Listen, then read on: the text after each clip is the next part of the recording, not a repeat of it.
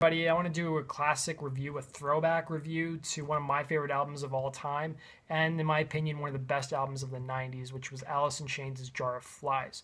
The Jar of Flies represented a new direction for the band. It was sort of, they were staying true to the previous EP they'd released called Sap, but it was a pretty stark change in direction from Dirt, which was just a brutal album, which talked a lot about what those band members were going through at that time. It dealt with a lot of heavy subject matter.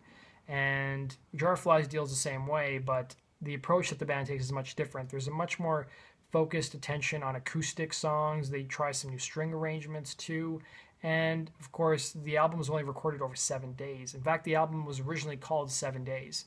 And one of the best songs off the album has to be Nutshell. Even though it was never released as a single, it to this day is a staple of the grunge era. I mean, you can really hear the pain in Layne's voice when he's talking about his struggles and how he has no privacy, and basically how he just feel better off dead if he couldn't be alone. And you can really hear how sincere he is in the lyrics. That's why people love him, and that's why he was such a great frontman.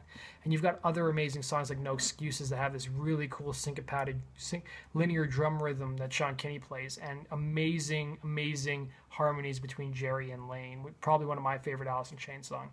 And then you've got songs like I Stay Away, which sees the band work with different string arrangements, and really some of Layne's best vocal work when he always sings the chorus over and over again. And that Jerry guitar solo, just perfect.